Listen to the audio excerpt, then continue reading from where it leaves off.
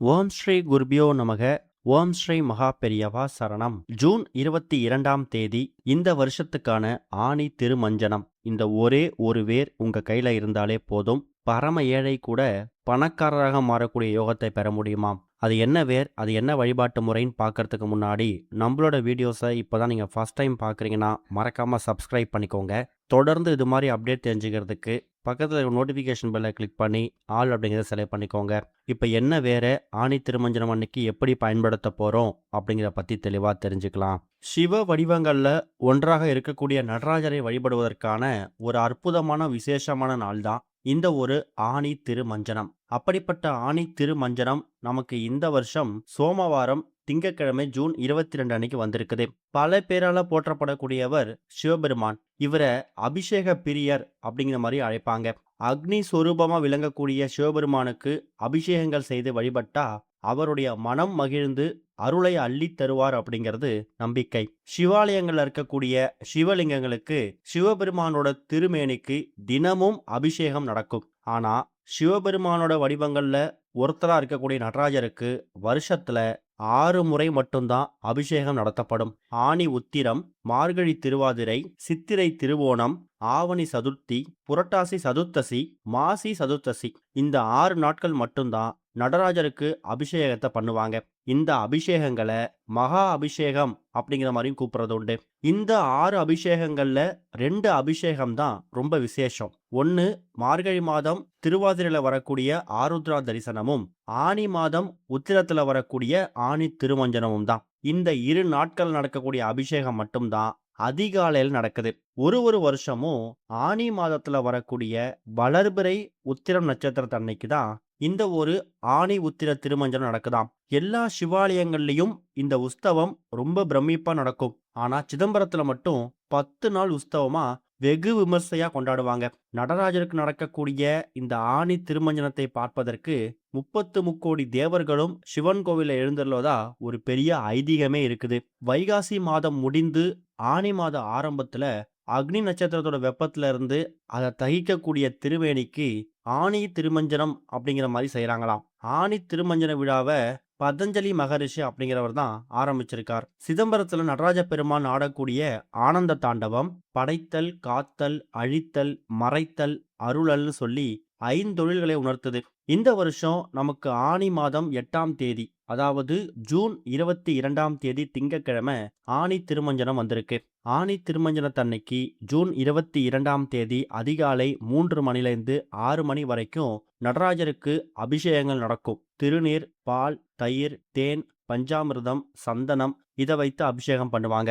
ஆடலரசன் அழைக்கப்படக்கூடிய நடராஜ பெருமானுக்கு நடக்கக்கூடிய இந்த அபிஷேகத்தை கண் குளிர பார்த்தா கோடி புண்ணியம். இதுவரை வாழ்க்கையில செய்திருந்த எல்லா விதமான பாவங்களுக்கும் சாபங்களுக்கும் விமோச்சனம் கிடைக்கும். உத்திரம் நட்சத்திரத்தை பொறுத்த வரைக்கும் ஜூன் 21 ஞாயிற்றுக்கிழமை மாலை 3:15 ஆரம்பிச்சிடுது. அது ஜூன் 22 ஆணி திருமஞ்சனம் நடக்க போற அன்று மாலை 3:35 வரைக்கும் இருக்கு.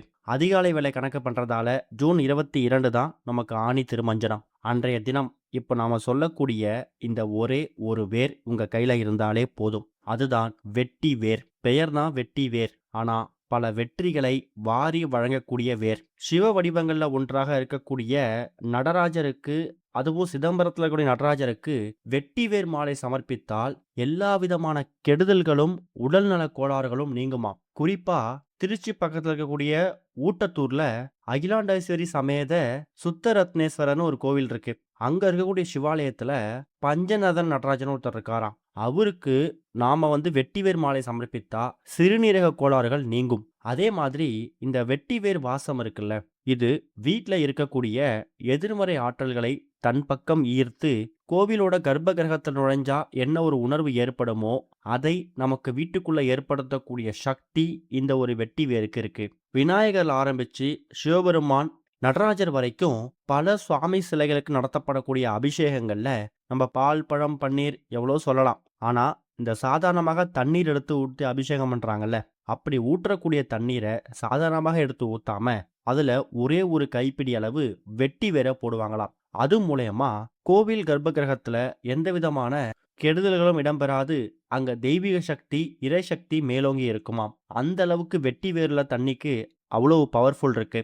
அப்படிப்பட்ட வெட்டி வேர் எங்க கிடைக்கும்? நாட்டு மருந்து கடைகள்ல ரொம்ப சர்வ சாதாரணமா கிடைக்கும். உங்க வீடு பக்கத்துல இருக்கக்கூடிய சூப்பர் மார்க்கெட்லயும் இந்த வெட்டி வேர் கிடைக்கும். விலையும் ரொம்ப கம்மி தான். தெய்வீக வழிபாட்டுல அதிக முக்கியத்துவம் கொடுக்கக்கூடிய சுவாமி சிலை அபிஷேகங்களுக்கு பயன்படுத்தக்கூடிய இந்த வெட்டி வேர் இருக்குல்ல, இந்த வெட்டி வேர்ல மாலை செய்து நடராஜருக்கு அனுபவிக்கிறது ரொம்ப விசேஷம். அப்படிப்பட்ட வெட்டி வேர் ஒரு 10 ரூபாய்க்கு கிடைச்சாலும் பரவாயில்ல. அதை வாங்கிட்டு வந்து தயார் செஞ்சு வச்சுக்கோங்க. ஆணி திருமஞ்சனத்தன்னைக்கு இப்ப நாம சொல்லக்கூடிய இந்த ஒரு பரிகாரத்தை உங்க வீட்டோட பூஜை அறையில ஒரு 5 நிமிடம் செலவு பண்ணி செய்தா போதும். முன்னாடியே சொன்னோம், ஜூன் 22ஆம் தேதி திங்கட்கிழமை மாலை 3 மணி 35 நிமிஷம் வரைக்கும் அந்த ஆணி திருமஞ்சனத்துக்கான உத்திரம் நட்சத்திரம் இருக்கு. திங்கட்கிழமை காலையில 7:30 ராகு காலம், 10:12 யமகண்டம். அன்னைக்கு காலையில நல்ல நேரம் அப்படின்னு எடுத்துக்கிட்டீங்கன்னா காலையில 6:30 7:30. அதை விட்டீங்கன்னா 9:15 10:15. இந்த 2 1 மணி நேரங்கள்ல ஏதாவது ஒரு நேரத்தை பயன்படுத்தி இந்த பரிகாரத்தை பண்ணிடுங்க. எல்லோர் வீடுகள்லையும் நடராஜரோட போட்டோ சிலை இருக்கும் அப்படிங்கிறது கட்டாயம் இல்லை. அப்படி இருக்கிறதுக்கான சந்தர்ப்பமும் இல்லை. அப்படிப்பட்டவங்க சிவபெருமானோட போட்டோவுக்கு முன்னாடி சிலைக்கு முன்னாடி ஒரு தீபத்தை ஏற்றி வச்சுட்டு அந்த தீபத்தை நடராஜரா பாவிக்கணும். அதுக்கப்புறமா ஒரு சிறிய கிண்ணத்துல இல்லை ஒரு கிளாஸ்ல, எக்காரணத்தை கொண்டும் பிளாஸ்டிக் மட்டும் பயன்படுத்த வேணாம். அப்படி எடுத்து வைத்திருக்கக்கூடிய அந்த பாத்திரத்துல அந்த பாத்திரம் நிரம்புற அளவுக்கு தண்ணீர் ஊற்றி அதுல அந்த தண்ணீர் நிரம்பிய வழியாத அளவுக்கு வெட்டி வேற போடணும். போட்டுட்டு விநாயகப் பெருமாள் ஆரம்பிச்சு சிவபெருமான் கடைசியா ஆணி திருமஞ்சனத்துக்குரிய நடராஜர் இவங்க எல்லாரையும் மனசார பிரார்த்தனை பண்ணுங்க. குடும்பத்தில் இருக்கக்கூடிய பிரச்சனைகள் தீரணும், கடன் சுமை குறையணும். குறிப்பா வாழ்க்கையில் ஏற்படக்கூடிய மிகப்பெரிய பிரச்சனை என்னன்னு கேட்டீங்கன்னா, காசு பணோட சம்பாரிச்சுக்கலாம், ஆனா உடல்நல பிரச்சனை அப்படிங்கிறது நினைத்தால் உடனே சரியாகாது.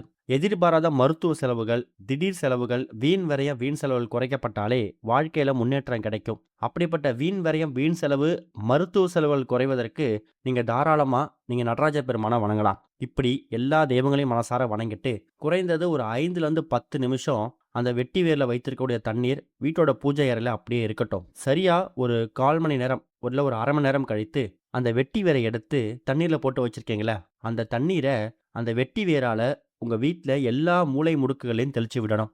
ஆணி திருமஞ்சனத்தன்னைக்கு நடராஜ சிலைக்கு நடத்தப்படக்கூடிய அந்த அதிகாலை நடத்தக்கூடிய அபிஷேகம் இருக்குல்ல, அதுக்கு பயன்படுத்தக்கூடிய தண்ணீர்ல இந்த வெட்டி வேர் போடுவாங்க. அதே மாதிரி அபிஷேகங்கள்லாம் முடிந்து அலங்காரம் பண்ணும்போது நடராஜருக்கு வெட்டி வேர் மாலை சமர்ப்பிப்பாங்க.